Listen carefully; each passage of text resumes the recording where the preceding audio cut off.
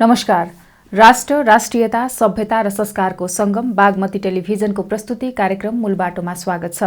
म कल्पना सानु भट्टराई। दर्शकवृन्द, हामीले कार्यक्रममा शिक्षा, स्वास्थ्य र आर्थिक क्षेत्रमा हुँदै गरेका गतिविधि तपाईहरुमाझ राख्दै आएका छौं। आज हामीले कार्यक्रममा कुरा गर्नेछौं कृषि क्षेत्रको। नेपालको कृषि क्षेत्रमा विभिन्न किसिमका संकटहरू हामीले देख्दै आएका छौं। जति मात्रामा कृषि क्षेत्रले फड्को मार्नु पर्ने हो त्यो मार्न सकेको छैन र विविध समस्याहरूले गर्दा किसानहरू समस्यामा पर्दै आएका छन्। विशेष गरी किसानहरूका समस्या कसरी सुल्झाउन सकिन्छ र परनिर्भर रहेको किसानको खेती गर्ने यो शैली रहेको छ। देशको अवस्थाले गर्दाखेरि यो मल आयात गर्नुपर्छ। वर्षेनी मलको समस्या पनि हामीले देख्दै आएका छौं। के हामीले मल आयात गर्नुपर्ने नै बाध्यता रहेको छ त? त्यसको विकल्प कसरी खोज्न सक्छौं? विकल्प खोज्नको लागि गर्नुपर्ने कामहरू के रहेका छन् लगायतका प्रसङ्गमा आज हामीले कार्यक्रममा छलफल गर्नेछौं। हामीसँग कार्यक्रममा आज हुनुहुन्छ खाद्यका लागि कृषि अभियानका संयोजक एवं राष्ट्रिय कृषक समूह महासंघका संस्थापक अध्यक्ष हुनुहुन्छ उद्धव अधिकारी। आउनुहोस् कार्यक्रममा उहाँलाई स्वागत गरौँ। कार्यक्रममा स्वागत छ सर यहाँलाई। हस्, धन्यवाद। हजुर, अहिले किसानको समस्या झन बल्झिएको पनि देखिएको छ। अब पछिल्लो केही दिन यता जुन मलको मूल्य पनि वृद्धि भयो, किलोमै 25 रुपियाँ बढेको छ। यसले गर्दाखेरि किसानहरू एकातिर चिन्तामा रहेका छन् भने यो सरकारवाला व्यक्तिहरू पनि अब कसरी किसानहरूलाई चाहिँ अब सहजता दिन सकिन्छ भन्ने पनि लागेका छन् हैन? के लाग्छ यहाँलाई चाहिँ? एकदमै धेरै धन्यवाद छ कल्पनाजी। यो महत्त्वपूर्ण विषयमा यहाँले जो छलफल आयोजना गर्नुभयो र यो छलफलमा मलाई पनि केही कुरा राख्ने अवसर दिनुभयो। यो चाहिँ के हो भने हामी सधैँभरि यो किसानको तहबाट हेर्दाखेरि चाहिँ राज्य किसानका लागि कहिले पनि भएन। हिजोदेखि आजसम्म बरु राज्य नहुँदाखेरि किसानले आफ्नो हिसाबले काम गरिराखेका थियो हैन? आज पनि राज्यले नछोएका धेरै किसानहरू आफ्नो लयमा काम गरिरहेकै छन्। तर जब राज्यको उपस्थिति भयो त्यसपछि किसानको प्राकृतिक लयमा चाहिँ एक खालको अवरोध सिर्जना भएको अवस्था छ। त्यो भनेको चाहिँ विविध हिसाबले जब हामीले यो प्राकृतिक खेतीलाई उत्पादन बढी लिने नाममा जब हामी 1950 को जो हरित क्रान्तिको जो चाहिँ विश्वव्यापी रूपमा सुरुवात भयो र त्यसको बाछिटाले पनि नेपाललाई भेट्यो। त्यसपछि उत्पादन वृद्धि गर्ने नाममा हामीले पनि त्यसलाई रसायन भित्रायौं र 1966 तिर हामीले चाहिँ जब यो कृषि सामग्री संस्थानको रूपबाट रासायनिक मल आयात गर्ने गरेरै हामीले चाहिँ सरकारी संरचनाहरू खडा गर्यौं। कृषि सामग्री कम्पनीदेखि लिएर तपाईको कृषि औजार कारखानासम्मका कन्सेप्टहरू त्यो बेला आए। त्यसले एक हदसम्म राम्रै गर्यो हैन? उत्पादन वृद्धि गर्ने नाममा त्यो बेला लिएको एउटा खालको बाटो ठिकै थियो। जतिखेर हामीसँग उत्पादन कम थियो त्यतिखेर रसायनको आवश्यकता पनि थियो होला। तर अहिले पछिल्लो चरणमा आएर हाम्रो त्यसलाई कति मात्रामा प्रयोग गर्नुपर्ने, कहिले प्रयोग गर्नुपर्ने, त्यसको मूल्यको अवस्था के हुने, अथवा त्यो हामीसँग उत्पादित चीज हो कि अथवा डलर तिरेर बाहिरबाट ल्याउनु पर्ने जस्ता कुराहरू हामीले पछि जब हेर्दै आयौं त्यसले माटो, प्रकृति, पर्यावरणलाई गरेको नकारात्मक असरहरूको समेत विश्लेषण गर्दाखेरि यसबाट फाइदा भन्दा हामीले घाटा बढी बिहोर्यौं हैन? त्यहाँ चाहिँ नियमन गर्ने निकायहरू नहुने, प्राविधिकहरू किसानसँग नहुने, किसानले आफू एउटा चाहिँ एग्रोभेटको भरमा रहेर उसले चाहिँ खरिद गर्नुपर्ने हरेक चीज सबै इनपुटदेखि लिएर उत्पादन समेत बजारकै भरमा छोडिदिँदाखेरि चाहिँ किसान अहिले एक्लो हो, जहाँनिर सरकार देखिँदैन। यसले गर्दाखेरि हाम्रो कृषिको धेरै कुराहरू चाहिँ खलबलिएको छ, जो चाहिँ हाम्रो एउटा प्राकृतिक लयबाट चाहिँ कृषि खलबलिएको छ र यसबाट किसान चाहिँ एकदमै दोहोरो तेह्रो मारमा छ। एउटा प्राकृतिक प्रकोप पनि दिनानुदिन बढ्दो छ, जलवायु परिवर्तनका इस्युहरू पनि प्रत्यक्ष मारमा पर्ने वर्ग भनेको किसान हो, त्यसबाट पनि प्रभावित छ। उसले आफ्नै आँखा अगाडि उसले बिउहरू गुमाएको छ, आफ्ना मलका संस्कृतिहरू गुमाएको छ र हुँदा आफ्नो पहिचान र स्वाभिमान पनि गुमाएको छ कि म खेतीपाती गर्छु भन्दै गर्दा चाहिँ चारजनाका अगाडि उभिएर उसले चाहिँ आफ्नो पहिचान दिनलाई पनि चाहिँ अहिले एकदम खुम्चिनु पर्ने, अलिकति संकुचित मान्नुपर्ने अवस्था जो छ। यसले चाहिँ स्वाभाविक रूपमा किसानको मनोबल गिर्दै गर्दा समग्र कृषि अर्थतन्त्र भएको मुलुक कई चाहिँ आर्थिक अर्थतन्त्रमा यसले प्रत्यक्ष प्रभाव पारिरहेकै छ विगत लामो समयदेखि। आज पनि हामी लगभग 3.5 देखि 4 खरब भन्दा बढीको त कृषि उपज मात्रै आयात गरेर खाइरहेको मुलुकमा त्यसमा लाग्ने चाहिँ मल, बिउ, यन्त्र, औजार, उपकरणका कुरा गर्ने हुने त्यसको धेरै ठूलो लिस्ट हुन आउँछ। यति धेरै आयातित वस्तुहरू प्रयोग गरेर हामीले जो खालको खेतीपाती गरिरहेका छौं यसले त पक्कै पनि कृषिजन्य उपजहरू निर्यात गरेर देशको व्यापार व्यापार घाटालाई सपोर्ट पुर्याउनु पर्थ्यो। तर उल्टो अहिले चाहिँ लगभग हाम्रो 15 खरब एभरेजको बजेट भएको मुलुकमा हामी चाहिँ अहिले 17 खरब जतिको व्यापार घाटा हामी बिहोरिरहेको सन्दर्भहरू छ भनेको बजेटभन्दा बढी व्यापार घाटा हामी बिहोरिरहेको सन्दर्भ छ र जसमा कृषिले मात्रै त्यसले पोजिटिभ कन्ट्रिब्युसन गर्नुपर्थ्यो। 17 खरबमा 4 खरब चाहिँ हामीले कृषिजन्य उपज निर्यात गर्छौँ भन्न पाएको भए राम्रो हुन्थ्यो, तर हामी 17 खरबमा 4 खरब जति कृषिजन्य उपजै आयात गर्छौँ भनेपछि यो चाहिँ बडो विडम्बनापूर्ण अवस्थामा पुग्दै गर्दा चाहिँ अब हामीले लिएका कृषि विकासका नीतिहरू हाम्रो प्रकृति सम्मत भूगोल सम्मत हाम्रो चाहिँ नेपाली मौलिकपन सम्मत भएन भन्ने कुरा चाहिँ नीति निर्माताहरूले अझै पनि राम्रोसँग बुझेको देखिँदैन र जबरजस्त रूपमा फेरि पनि त्यही बाटोबाट जान खोजिरहेको छ। न त्यो एउटा रसायनवाला मार्गलाई पूर्णता दिन सकेको छ, न चाहिँ अर्को प्राकृतिक मार्गलाई चाहिँ आफ्नो बाटोमा हिँड्न दिएको छ। यो सरकारको यो दोहोरो चरित्रवाला नीतिले कार्यक्रमले र उसको गतिविधिहरूले गर्दाखेरि चाहिँ नेपाली कृषि एकदमै अहिले चाहिँ जङ्गारमा गएर भाँसिएको जस्तो लाग्छ हामीलाई। हजुर, अब जस्तो यहाँले चाहिँ विशेष गरी अर्गानिकलाई पनि जोड दिँदै आउनु भएको छ लामो समयदेखि। अब यसमा नै गर्नुपर्छ, प्राकृतिक रूपमा नै हामी जानुपर्छ भनेर पनि।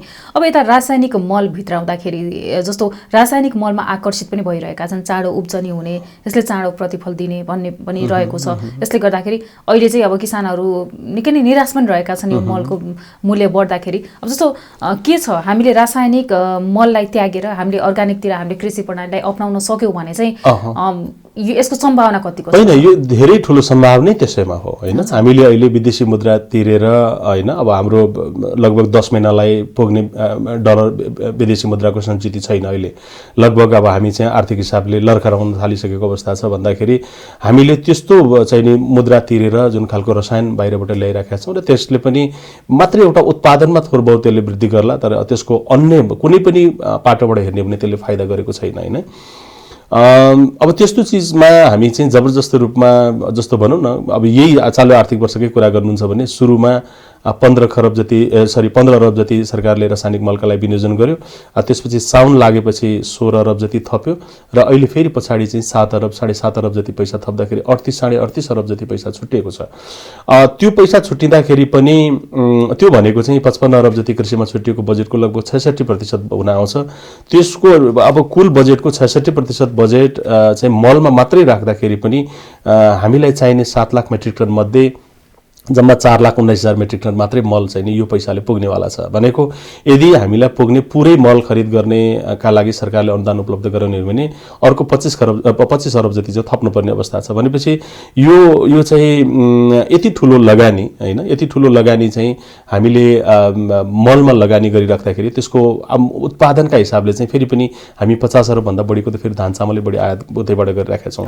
सबभन्दा बढी प्रयोग हुने भनेको त फेरि पनि धानमै हो, हामीले चाहिँ नि धान मकै तरकारी लगायतका चिजहरूमा हो भनेपछि अब त्यो कुनै पनि कुराले सन्तुलन मिलिरहेको छैन। यसले हामीले चाहिँ यो रासायनिक मलकै पछि लागेर पनि हामी चाहिँ नि गन्तव्यमा पुग्न सक्छौँ जस्तो लाग्दैन। एकातिर हामीले नेपालमै रासायनिक मल कारखाना खोल्ने कुरा पनि धेरै व्यावहारिक देखिँदैन। यसमा लगानीदेखि लिएर त्यसबाट हुने उत्पादनदेखि लिएर हाम्रो माटो हाम्रो सबै हिसाबले चाहिँ रासायनिक मल कारखाना पनि त्यो धेरै व्यावहारिक हुँदैन भने हामीले विदेशी मुद्रा तिरेर बाहिरबाट रासायनिक मललाई जबरजस्ती रूपमा ल्याउने कुरा पनि त्यति व्यावहारिक होइन र सरकारको ठुलो अनुदान जाने र सरकारले यति ठुलो अनुदान दिइराख्दाखेरि पनि जस्तो लगभग 60-65 अरब चाहिँ सरकारले रासायनिक मलका लागि दिइराख्दाखेरि पनि अब त्यसमा किसानले समेत राख्ने पैसा जोड्ने हो भने चाहिँ लगभग 20-25 अरब जति चाहिँ किसानले थप्नुपर्ने हुन्छ र अझ यो खुला बोर्डरबाट आउने अनौपचारिक रूपबाट आउने मलहरूलाई समेत जोड्दाखेरि हामीले वार्षिक 1 खरब जतिको रासायनिक मल मात्रै आयात गर्नुपर्ने अवस्थामा छौँ। यसरी आयात गरिएको मलबाट हामी आत्मनिर्भर नभइरहेको सन्दर्भमा अब त हामी सबैको चेत खोल्नुपर्छ, किनभने त्यो जुन चिजका लागि जुन नाइट्रोजन फस्फोरस पोटास लगायतका खाद्य तत्त्वहरू म्यानेजमेन्टका लागि हामीले त्यो रसायनको प्रयोग गरिराखेका छौँ, जुन चिजहरू हाम्रै प्रकृति पर्यावरणहरूमा छ, हाम्रै जस्तो अहिले उदाहरणका लागि तपाईँलाई भन्नुहुन्छ भने अहिले महानगरपालिका नगरपालिकाहरूको फोहोर व्यवस्थापनको लागि ठुलो तनावको विषय छ। त्यो आफैमा मल हो, त्यसलाई हामीले राम्रोसँग चाहिँ प्रशोधन गरेर प्रयोग गर्ने हो भने हामीले मलको ठुलो काम त्यहाँ गर्न सक्छौँ। अहिले एकातिर नगरपालिकाको स्रोत चाहिँ राज्यबाट हेर्दाखेरि त त्यो पनि राज्यकै पैसा हो नि त, फोहोर व्यवस्थापनको लागि त्यत्तिकै ठुलो खर्च भइरहेको छ भन्दा अर्कोतिर चाहिँ हामीले मल आयातका लागि पनि हामीले ठुलो पैसा खर्च गरिरहेका छौँ सरकार र किसानको। अर्कोतिर हामीसँग जस्तो अहिले भनौँ न यो बायोमासहरू वन जङ्गलबाट आएका जति पनि स्वतर पत्करहरू छन् त्यसलाई चाहिँ एउटा कम्पोस्टिङ गर्ने हिसाबबाट सरकार आफैले यो वन नजिकका राष्ट्रिय निकुञ्ज नजिकका चाहिँ निकायहरूलाई अथवा स्थानीय सरकार या अन्य कुनै पनि निकायहरूलाई परिचालन गरेर हामीले त्यहाँबाट पनि मलको ठुलो चाहिँ स्रोतहरू हामीले निकाल्न सक्छौँ। अहिले छाडा चौपायाहरूको ठुलो तनाव छ अहिले विशेष गरेर तराई जिल्लाहरूमा। ती चौपायाहरूलाई जो गाईहरू हुन् तिनलाई चाहिँ हामीले एक ठाउँमा वासस्थानको व्यवस्थापन गरिदिएर हामीले त्यहाँबाट पनि मलहरू लिने हो भने त्यहाँबाट धेरै हामीले चाहिँ एउटा विकल्पहरू चाहिँ प्राप्त गर्न सक्छौँ। अहिले पनि भनौँ न अहिले 78कै तथ्याङ्कले हेर्ने हो भने पनि लगभग 66 लाख जति घरधुरीहरू भएको अवस्था छ, जसको अहिले 50%बाट मात्रै हेर्ने हो भने 30-33 लाख घरधुरीहरू चाहिँ अहिले पनि पशुपालन गरिरहेको सन्दर्भहरू छ। त्यहाँ भएका पशुवस्तुहरूको मललाई गुणस्तरता प्राप्त गर्नका लागि स्थानीय सरकार, प्रदेश सरकार, सङ्घीय सरकारका कार्यक्रमहरू लागू हुने हो भने, गोठ सुधारका लागि, भकारो सुधारका लागि कार्यक्रमहरू जाने हो भने त्यसले पनि हामीले धेरै चाहिँ नि मलको रिक्तता परिपूर्ति गर्न सक्छौँ। त्यो लगायत प्रकृति जस्तो हाम्रो बाली चक्रहरू थिए, अहिले चाहिँ जसरी हामीले धेरै फलाउने नाममा एकल बालीलाई प्रवर्धन गरिरहेका छौँ, जस्तो मिश्रित बालीहरू हाम्रो चाहिँ मकैको बोटसँगै बोडी रोप्ने, भटमास रोप्ने कुराहरू, धान सँगसँगै मास रोप्ने जस्ता हाम्रा कल्चरल जुन खालको कृषि थियो त्यो कृषि पनि बिस्तार बिस्तार भत्किँदैछ। त्यसले पनि हामीलाई चाहिँ बारीलाई चाहिने खाद्य तत्त्वहरू व्यवस्थापनका लागि पुर्खाले एउटा खालको चेन बनाइदिएर गएको थियो, त्यसलाई पनि हामीले बिस्तार बिस्तार भुल्दै गइरहेका छौँ र हामी रसायनतिर हामीलाई निर्भर बनाउँदै लगिएको छ। त्यो लगायत अन्य जस्तो धेरै चिजहरू आइसकेको छ अहिले छिमेकी मुलुकहरूबाट पनि हेर्ने हो भने। नेपालमा जति हामीसँग कृषियोग्य जमिन छ त्यति नै मात्रामा छिमेकी मुलुक भारतले अर्ग्यानिक क्षेत्र चाहिँ विस्तार गरिसकेको अवस्थाहरू छ। एसियाकै हेर्ने हो भने सबभन्दा बढी अर्ग्यानिक क्षेत्र भएको मुलुक अर्को छिमेकी मुलुक चीन छ होइन, जसले एउटा रसायनको अधिकतम प्रयोग मार्फत त्यसको नकारात्मक असरहरूको बारेमा उनीहरूले अनुभूत गरिसके। उनीहरू अब बिस्तार बिस्तार प्राङ्गारिकतर्फ फर्किँदैछन्। हजुर, जस्तो अब नेपालमा चाहिँ अब यहाँले भने जस्तो धेरै किसिमका छन्, सम्भावना छन्, अब त्यसलाई चाहिँ प्रयोग गर्नु पर्यो। अब किसान नै रासायनिक मलतर्फ आकर्षित भइरहेको हो कि अब सरकारले रासायनिक मल आयात गरिरहेको छ त्यसलाई नै अब हामीले प्रयोग गरौँ भनेर पनि किसान नै त्यसतर्फ आकर्षित भएको के हो? यो चाहिँ यसलाई कसरी छुटाउँछ? एउटा यस्तो भयो, हाम्रो पोल्टामा भएको चिज चाहिँ सरकारले जबरजस्ती खसालिदियो र भुइँको टिप्न लगायो। भुइँमा जहाँनिर सरकारले सपोर्ट गर्नुपर्ने थियो त्यहाँको गरेन। कुरा एकदम स्पष्ट छ कि आज हामीसँग अब किसान कहाँनिर पुगिसक्यो भने आज अब यसै गरी जसरी मलको मूल्य वृद्धि भयो, भोलि अनुदान हटाउला, भोलि मलको आयात रोकिएला, मलै नहाल्ने, त्यसै गरी बिउमा त्यही खालको चाहिँ नि यस्तै खालको परिस्थिति देखा पर्ने भने अब भोलि चाहिँ नि खेत रोप्न नसक्ने अवस्थाहरू चाहिँ केही रोप्ने चिजहरू हामीसँग छैन होइन। तरकारी लगायतका खाद्य वस्तुहरूको बिउहरू पनि अब लगभग हामी बहुराष्ट्रिय निगमहरूको हातमा पुगिसकेका छ भनेपछि मलको सवालमा अहिले चाहिँ के हो भने विकल्प छैन किसानसँग होइन। तत्कालका लागि अहिले हामीले योभन्दा अगाडि गरेको कुराहरू चाहिँ दीर्घकालीन रूपमा चाहिँ सरकारले योजनामा राखेर यो आगामी 10 वर्षभित्र 15 वर्षभित्र यो देशलाई चाहिँ प्राङ्गारिकमा लिएर जाने योजना बनाउनुपर्छ। तर आजको आजै त मल त चाहियो त किसानले। बालीलाई त यो भनौँ न उसलाई त जस हिजोसम्म रसायन दिइरहेको छ, आजबाट ठ्याक्कै रसायन नदिने बित्तिकै त उसले त फेरि उत्पादन घटाउँछ होइन। अनि त्यसबाट पर्ने क्षति त फेरि पनि त्यो किसान र राज्यलाई नै धेरै ठुलो भार पर्न आउँछ। जसरी अहिले राज्यले चाहिँ अलिकति थोर बहुत मललाई प्रवर्धन गर्दै थियो, त्यसमा फेरि चाहिँ यो मूल्यवृद्धि यो का हिसाबले अन्तर्राष्ट्रिय मूल्यवृद्धिको एउटा बाहनामा जसरी दिइरहेको अनुदानमा चाहिँ कटौती गर्यो। यो चाहिँ एक खालको किसानलाई काखमा लिएर रेट्ने काम हो भन्छु म। यसो गर्नु हुँदैन कि किसानलाई पूर्व सूचना दिएर अन्य विकल्पहरू दिएर घटाउने कुरा एउटा हुनसक्छ। राज्यले थ्याक्न सक्दैन भन्ने नाममा जबरजस्ती रूपमा हिजो चाहिँ रसायनमा लाग्नलाई प्रेरित गर्ने, आज चाहिँ दिइरहेको अनुदान पनि त्यसमा चाहिँ कटाउने कुराले यसले उत्पादनमा चाहिँ धेरै प्रभाव पार्छ। त्यो चाहिँ सरकारले यस्तो खालको गलत निर्णयहरू हठात लिनु पनि हुँदैन। यसरी लिएको निर्णय चाहिँ तत्काल फिर्ता पनि लिनुपर्छ र दीर्घकालीन रूपमा चाहिँ सधैँभरि हामी यसरी किसानलाई परनिर्भर बनाउने अथवा रसायनमा आधारित खेतीपातीमा लाग्नु हुँदैन। त्यो अनुसारको नीति बनाउने, कार्यक्रम बनाउने, त्यो अनुसार लाग्नुपर्ने कुरा एउटा ठाउँमा छ। तर अहिले चाहिँ तत्कालका लागि यो चाहिँ रासायनिक मललाई यसरी किसानले खरिद गर्नै नसक्ने गरेर अहिले प्रति प्रति केजी युरियाकै कुरा गर्नुहुन्छ भने 11 रुपियाँ चान्चुन बढ्यो। एक बोरामा 550 भन्दा बढी मूल्य बढेको छ। अहिले उपत्यकाकै रेटको कुरा गर्नुहुन्छ भने 1200 रुपियाँ किसानले तिरिरहेको अवस्था छ। 12, 5, 17, 1800 रुपियाँ जति छ अब एउटा किसानले मललाई तिर्नुपर्ने अवस्था आयो भनेपछि अब त्यति ठुलो मल प्रयोग गरेर अब किसानले खेतीपाती गर्ला कि नगर्ला। अलिक व्यावसायिक क्षेत्रको कुरा गर्ने हो भने सालाखाला तिनैवटै नाइट्रोजन, फस्फोरस र पोटास मिलाएर 100 किलो जति कमर्सियल यो क्षेत्रहरूमा चाहिँ अहिले किसानहरूले प्रयोग गरिरहेको अवस्था छ। त्यहाँ चाहिँ अब प्रति चाहिँ नि रोपनीमा अब लगानी नै 11-1200 रुपियाँ बढ्ने सम्भावना बढेर गएको छ भनेपछि भनेपछि अब यो हिसाबले उत्पादन लागत जति बढ्दै जान्छ त्यति हाम्रा उत्पादनहरू चाहिँ अन्तर्राष्ट्रिय उत्पादनसँग प्रतिस्पर्धा गर्न सक्दैनन्। त्यो नसकेकै कारणले गर्दा पटक पटक हामी चाहिँ कहिले कुखुरा सडकमा छोडिरहेका छौँ, कहिले दुध पोखिरहेका छौँ, कहिले गोलभेडा पोखिरहेका छौँ, कहिले बारीमा बन्दा काउली जोतिरहेका छौँ होइन। अब यो चाहिँ अब झन् यसरी उत्पादन लागत बढाइदिने कुरामा सरकार आफै संलग्न हुने हो भनेदेखि त यसले त उत्पादनमा प्रत्यक्ष रूपमा ठुलो प्रभाव पार्छ। हजुर, अब भोलिको दिनमा भविष्यमा यहाँले भने जस्तै अब यसको उर्वरा शक्ति पनि माटोको कम हुँदै जान्छ रासायनिक मल प्रयोग गर्दाखेरि। हामी चाहिँ कसरी सचेत हुनुपर्छ होइन? अब रासायनिक मलहरू प्रयोग गर्दाखेरि उर्वरा शक्तिलाई पनि अब कायम राख्दै भोलिको दिन दिगोपनसम्म नै उर्वरा शक्तिलाई बचाउनको लागि अब होइन सबैभन्दा ठुलो कुरो त माटो हो होइन। हामी त केही समयका पाहुना नहौँ पृथ्वीका। लगभग 5000 वर्षको इतिहास छ नेपाली कृषिको र अब अर्को हजारौँ हजार वर्ष पृथ्वी रहन्छ भन्नेबाट हामीले यदि कृषिलाई हेर्ने हो भने हामीले अहिले जे गरिरहेका छौँ यो लगभग 22-25 सालदेखि यो माटोमा जबरजस्त रूपमा हामीले यो रसायन थुपार्ने काम गरेका छौँ। त्यसले त माटो त मृत भइसकेको छ। माटो आफैमा पनि सजीव चिज हो। माटो हेर्दाखेरि यो त के हो र यो त एक खालको चाहिँ निर्जीव चिज हो जस्तो लाग्छ। तर त्यहाँभित्र हुने अरबौँ सूक्ष्म जीवाणुहरू हाम्रो आँखाले देख्न सक्दैनन् र हामीलाई त्यो माटो निर्जीव जस्तो लाग्छ। वास्तवमा माटो सजीव चिज हो। त्यो सजीव चिजमा हामीले जब रसायन चाहिँ को प्रयोग गर्छौँ त्यसपछि स्वाभाविक रूपमा ती हाम्रा मित्रजीवहरू मर्नेछन्, ती मित्रजीवहरूलाई बाँच्ने वातावरण बन्ने छैन र त्यसले समग्रमा गएर माटो चाहिँ भोलि मरुभूमि हुन्छ र त्यसले हाम्रा बालीहरू चाहिँ पछिल्ला चरणहरूमा त्यो बाली फलाउनका लागि उपयुक्त चाहिँ माटोको शक्ति हुने छैन। त्यसले गर्दा हामीले जानुपर्ने त प्राकृतिक बाटोबाटै हो होइन। रसायनको मात्रा थप्दै थप्दै थप्दै कहिलेसम्म थप्ने, कतिसम्म थप्ने र यो यसको अन्तिम बिन्दु कति हो, कहिलेसम्म हो होइन। अब यस्तो बाटोबाट गएर हाम्रो कृषि उँभो लाग्दैन। हामी चाहिँ त्यहाँबाट फर्किनै पर्छ। तर त्यसो भन्दै गर्दा दुईटा कुरालाई बराबर सन्तुलित रूपमा लिएर जानु पर्यो। रसायनलाई घटाउँदै गर्दा चाहिँ यता प्राङ्गारिकलाई बढाउँदै लिएर जाने खालको रणनीति लिएर जानु पर्थ्यो। जस्तो चालु आर्थिक वर्षकै नीति कार्यक्रममा हेर्नुहुन्छ भने सरकार आफैले घोषणा गरेको नीतिले के भन्छ भन्दा तपाईको रासायनिक मलका लागि दिएको अनुपातमै हामी प्राङ्गारिक मलका लागि अनुदान दिन्छौँ भनेर चाहिँ कमिटमेन्ट गरेको छ होइन।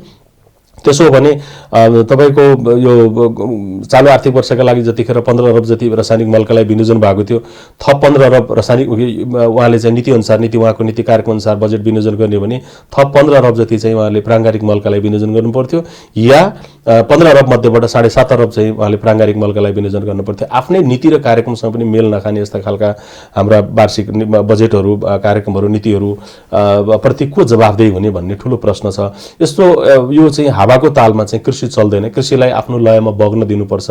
सक्छौ राम्रो गर, नसक्छौ नबिगार भन्ने चाहिँ महत्त्वपूर्ण कुरा हो।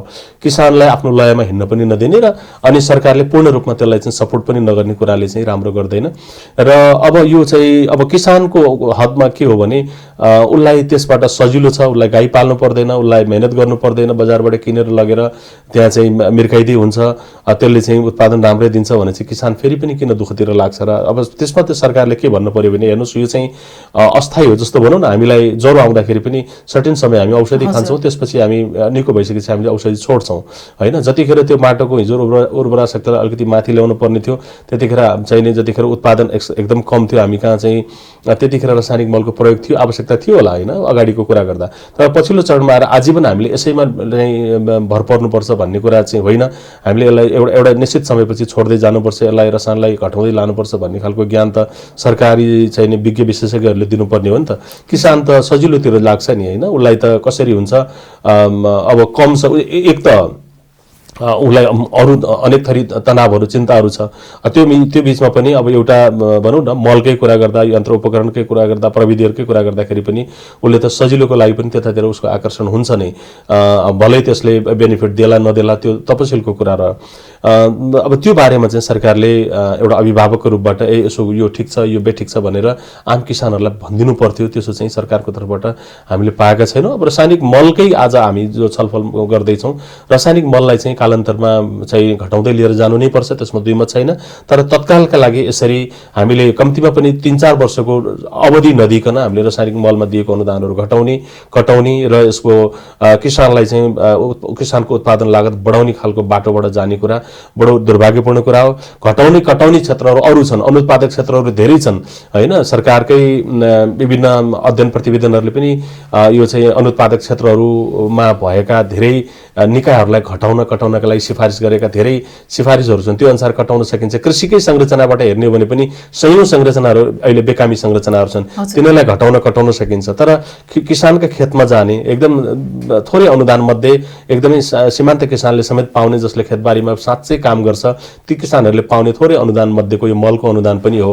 अब यो मलको अनुदानमा चाहिँ फेरि त्यहीँनिर चलखेल गर्ने र त्यसमै घटाउने र फेरि किसानलाई चाहिँ दोहोरो मारमा पार्ने कुराले चाहिँ हाम्रो उत्पादन क्षेत्रमा प्रभाव पर्छ र कृषि प्रधान मुलुकमा उत्पादनमा प्रभाव पर्नु भनेको चाहिँ फेरि पनि समग्र अर्थतन्त्रमै यसले चाहिँ नकारात्मक असर गर्छ। त्यो बारेमा चाहिँ सरकार सचेत हुनु जरुरी छ। हजुर, जस्तो कृषकहरू चाहिँ मल नै प्रयोग गरिरहेका छन् लामो समयदेखि, त्यसले गर्दाखेरि अब हामी प्राकृतिक रूपले कसरी जाने भन्ने एउटा किसिमको यसको बारेमा पनि सूचना र जानकारी पनि अब सरकारले दिनु पनि जरुरी रहेको छ हैन।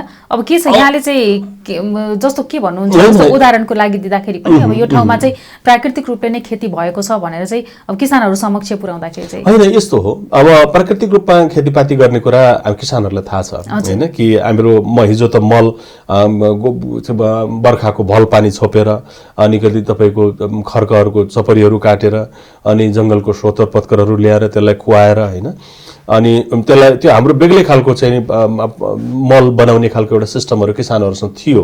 अब खाली के भने त्यो बुढो मरेसँगै त्यो कुराहरू सर्या छैनन्। अब पछिल्लो पुस्ता चाहिँ अब हामीले एकदम शिक्षित बनाउनेतिर लाग्यौं, तर पढेको मान्छेले फेरि माटो छुने मल छुने भनेको कुरो चाहिँ त्यो एकदमै उसको चाहिँ इज्जतमाथि ठूलो प्रश्न छ। यहाँ अहिलेको हाम्रो शिक्षाले त्यतातिर पुर्याइरहेको छ हैन। जबकि खान चाहिँ उसलाई फेरि पनि त्यही कृषि उपज नै चाहिन्छ, अर्को फेरि संसारमा अर्को विकल्प छैन। तर गर्दाखेरि चाहिँ कृषि उत्पादन गर्ने मान्छे चाहिँ त्यो नपढेकै हुनुपर्छ, अबुझ्ने हुनुपर्छ जस्तो हिसाबबाट हाम्रो समाज चाहिँ विकास हुँदै गएको छ। त्यसैले मलको विकल्प किसान आफैले बनाउन सक्छ। त्यसमा खाली सरकारले विश्वव्यापी रूपमा भएका राम्रा चीजहरूलाई त्यहाँसम्म पुर्याइदिने, जस्तो अहिले छिमेकी मुलुक भारतले पनि वेस्ट डिकम्पोजर लगायतका चीजहरू हामी कहाँ पनि धेरै अगाडिदेखि EM लगायतका बोकासी लगायतका पद्धति प्रणालीहरू आइसकेका छन्। प्राकृतिक रूपमै पनि हामीले ढैँचालाई चाहिँ त्यो एजोला लगायतका चीजहरूलाई पनि हामीले मलको रूपमा प्रयोग गर्न सक्ने विविध सम्भावनाहरू छन्। हामीले चाहिँ यस्ता प्राकृतिक बाटोतिर सरकारका कार्यक्रमहरू आउनु पर्यो कि रासायनिक मल किन्ने र अनुदानमा दिने मात्रै कुरा सरकारको कार्यक्रम पनि ठिक भएन र त्यहाँ मात्रै आकर्षित भएर हामी चाहिँ खल्तीमा पैसा बोकेर सरकारले कहिले मल पठाइदिन्छ भनेर चाहिँ नाम्लो बोकेर चाहिँ सरकारका मुख ताक्ने किसानको प्रवृत्तिमा पनि अलिकति सुधार आउनु जरुरी छ। र कालान्तरसम्म जाँदै गर्दा जसरी हाम्रा जमिनहरू सकिँदैछन् त्यसैगरी अलिअलि थोर बहुत बाँकी रहेको माटो पनि सकिँदै गर्दा त पछिल्लो पुस्तालाई हामीले के सुम्पेर जान्छौँ भन्ने खालको प्रश्न बडो जटिल प्रश्न हो। कृषि वास्तवमै नाफाको विषय होइन। कृषि मूलस्थ जीवन, कृषि मान्छेको एउटा जीवनको मूल आधार हो। त्यसलाई चाहिँ हामीले एकदम ठूलो फलाउने धेरै फलाउने नाममा जसरी हामीले जबरजस्त रूपमा हामीले दोहन गरिरहेका छौँ हैन, यो कृत्रिम रसायनहरूको अत्याधिक प्रयोग मार्फत त्यसलाई त घटाउनु पर्छ। त्यो घटाउने लाइनमा किसान पनि अब त्यतातर्फ सोच्नु जरुरी छ। अब हामी आजकै मितिमा कुरा गर्ने हो भने हामी 1700-1800 रुपैयाँ तिरेर रासायनिक मल खेतबारीमा प्रयोग गर्न सकौँला त सकिँदैन भने त्यसको विकल्प के हो त? त्यतातर्फ चाहिँ हामीले किसानहरूले पनि खोजी गर्नु पर्यो। किसानहरूको संयुक्त रूपमा आवाज जान थाल्यो भने सरकार हामीलाई रासायनिक मल भन्दा पनि हामीलाई चाहिँ प्राङ्गारिक मल व्यवस्थापनका लागि तिमीले ती खालका कार्यक्रमहरू बनाइदेऊ भनेर यदि स्थानीय सरकारदेखि नै हाम्रो आवाजहरू बुलन्द गर्ने हो भने सरकार पनि त्यो लाइनमा जान बाध्य हुन्छ। अब होइन अब हामी सधैँभरि परनिर्भर नै भइराख्ने र सरकारसँगै मलको आश मात्रै गरिराख्ने कुराले त न सरकारले नियमित रूपमा हामीलाई मल दिन्छ न दिन सक्छ, न चाहिँ हामीले चाहिँ हाम्रा पद्धति प्रणालीहरूलाई पछिल्लो पुस्तालाई हस्तान्तरण गर्न सक्छौँ, न हामीले प्रकृति पर्यावरण नै बचाउन सक्छौँ माटोदेखि लिएर हैन। त्यो यो खालको अप्ठ्यारो बाटोबाट जानुभन्दा अब किसान पनि सचिने र सरकार सरकारले पनि जति पनि लगानीहरू भएको छ अहिलेको रासायनिकलाई भएको लगानीको त्यति नै मात्रामा सरकार आफैले बोलेको नीतिलाई कार्यान्वयन गर्दै गर्दा अहिले 38 अरब रासायनिक मलका लागि छुट्याएको छ भने अर्को 38 अरब किन प्राङ्गारिक मलका लागि नछुट्याउने? जस्तो अहिले 35 वटा भन्दा बढी प्राङ्गारिक मल कारखानाहरू चाहिँ खोलिसकेका छन् देशमा, जसमा 5 देखि 7 वटासम्म पनि राम्रोसँग चलेको अवस्था छैन। तिनी प्राङ्गारिक मल कारखानालाई राम्रोसँग नियमन गरेर त्यसलाई चाहिँ अलिकति गुणस्तरीय मल निकाल्नका लागि पनि त सरकारका कार्यक्रमहरू जान सक्छ नि त, हैन? अब त्यो हामीले त्यस्ता विकल्पहरूमा चाहिँ लगानी गर्नु पर्यो। नगरपालिकाहरूसँग मिलेर सहकार्यमा हामीले प्राङ्गारिक मलका योजनाहरू बनाउनु पर्यो, हैन?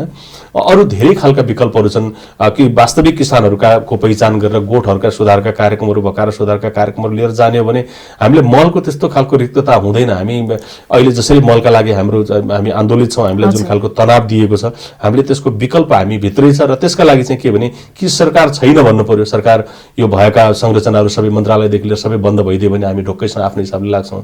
यदि छ भने उसले प्राकृतिक लयमा किसानलाई पुर्याउनका लागि चाहिँ आफ्ना स्रोत साधनहरू जनशक्तिहरू खर्च गर्नु पर्यो। अब विदेशबाट ल्याएर एउटा बिचौलियाको रूपमा किसानलाई चाहिँ रासायनिक मल यन्त्र उपकरण मात्रै दिनका लागि त हामीलाई किन यत्रा कृषिका संरचना र हाम्रा हाकिम साहबहरू चाहियो र, हैन? उहाँहरूले चाहिँ कृषिलाई साँच्चै कृषिको बाटोमा हिँड्नका लागि चाहिँ किसानहरूको सारथी बन्ने र प्राकृतिक रूपमा खेतीपाती गराउनका लागि चाहिँ किसानहरूलाई अभ्यस्त बनाउने भने स्वाभाविक रूपमा रासायनिक मलमा भएको मूल्य वृद्धि अथवा रासायनिक मलको अभावमा किसानहरू आन्दोलित पनि हुँदैनन्।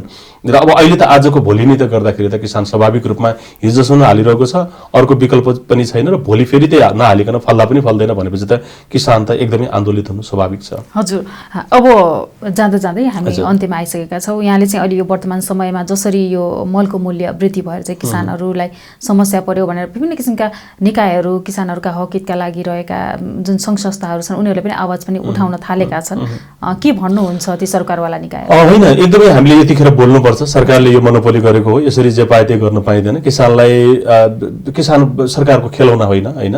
कहिले अब भनौँ न स्थानीय तहमा जाने लगभग पैसाहरू चटचटी काटिदिएको छ, कहिले चाहिँ अब मलमा दिएको अनुदान केही बढाएको छ, कहिले काहीँ एकदम चाहिने अनुदानहरू घटाइदिएको छ। अब सरकारको उपस्थिति कहीँ पनि देखिँदैन। यो एउटा इस्यु बेसमा मात्रै होइन, किसानहरू चाहिँ आन्दोलित हुनुपर्ने, किसानलाई माया गर्ने सङ्घ सङ्गठनहरू पनि आन्दोलित हुनुपर्ने चाहिँ अलिकति बृहत्तर रूपमा धेरैवटा इस्युहरू छन् हामीसँग। सयौँ इस्युहरूमा चाहिँ हामी आन्दोलित हुनु जरुरी छ। किसानहरू यो चाहिँ नबोलेकै कारणले गर्दा यो हामीमाथि चाहिँ जो खालको जबरजस्ती राज्यले गरिरहेको छ, जे गरे पनि हुन्छ यिनीहरू सङ्गठित छैनन् भन्ने हिसाबबाट त्यो कुरा चाहिँ त्यसका लागि चाहिँ किसानहरू आन्दोलित हुनु जरुरी छ, सङ्गठित हुनु जरुरी छ। र सरकारलाई चाहिँ के भन्नु जरुरी छ भने उसको यदि ऊ बहिरो छ, कान सुन्दैन, उसले आँखा देख्दैन भने पनि उसलाई देखाउनका लागि पनि हामीले के भन्नुपर्ने छ भने अहिले पनि किसानहरू यो देशमा तिमीहरूको यो वाद व्यवस्थालाई परिवर्तन गर्नेदेखि लिएर अहिलेका यी व्यवस्थाहरूलाई राख्ने र यसलाई चाहिँ नराख्ने या तिमीहरूलाई कुर्सीमा राख्ने र झार्नेसम्मको हैसियत चाहिँ किसानहरूसँग छ है भन्ने खालको एउटा शक्तिको रूपमा चाहिँ किसानहरू एक ठाउँमा आउनु जरुरी छ। अब किसानहरू पनि विभिन्न चिरामा हामी विभाजित जस्तो लाग्छ मलाई। त्यसरी धेरै ठाउँमा विभाजित नभइकन वास्तविक किसानहरूका मर्कामा किसानहरूका सवालहरूमा त सङ्गठित हुनु जरुरी छ र यो आवाजहरू उठाउनु जरुरी छ। हस्, आइदिनु भयो। अहिले रहेको जुन यो समस्या रहेको छ, हुन त हामीले लामो समयदेखि नै छलफल गरिरहेका छौँ कसरी किसानका हक हितलाई चाहिँ हामीले सुरक्षित गर्न सक्छौँ, अधिकारलाई कसरी प्रयोग गर्न सक्छौँ भनेर। र अहिले यो वर्तमान समस्यामा जुन किसानहरू पिल्सिरहेका छन् त्यसले गर्दाखेरि अब भोलिको दिनमा भविष्य कस्तो हुन्छ भन्ने किसिमका बहस आज गऱ्यौँ। समयको लागि धन्यवाद। हस्, यो अवसरका लागि यहाँलाई पनि धेरै धन्यवाद। हस्, नमस्कार। दर्शकवृन्द, हाम्रो कार्यक्रमको समय सकिएको छ। आज हामीले किसानका समस्या र मुलुकमा हामीले कृषि प्रधान मुलुक भने पनि यो रासायनिक मलतर्फ आकर्षित हुँदाखेरि भोलिको भविष्य र माटोको उर्वरा शक्ति कम हुँदै जान्छ र यसले गर्दाखेरि दिगोपन आउन सक्दैन कृषिमा र हामीले जति गर्न सक्छौँ, जति फड्को मार्न सक्छौँ त्यो हुन सक्दैन। रासायनिक मललाई त्यागेर हामीले प्राकृतिक रूपमा नै खेती गर्न आवश्यक छ भन्दै हुनुहुन्थ्यो खाद्यका लागि कृषि अभियानका संयोजक एवं राष्ट्रिय कृषक समूह महासङ्घका संस्थापक अध्यक्ष उद्धव अधिकारी। हामी भोलि फेरि कार्यक्रममा नयाँ व्यक्तित्वका साथमा उपस्थित हुनेछौँ। हेर्दै रहनुहोला बागमती टेलिभिजन। नमस्कार।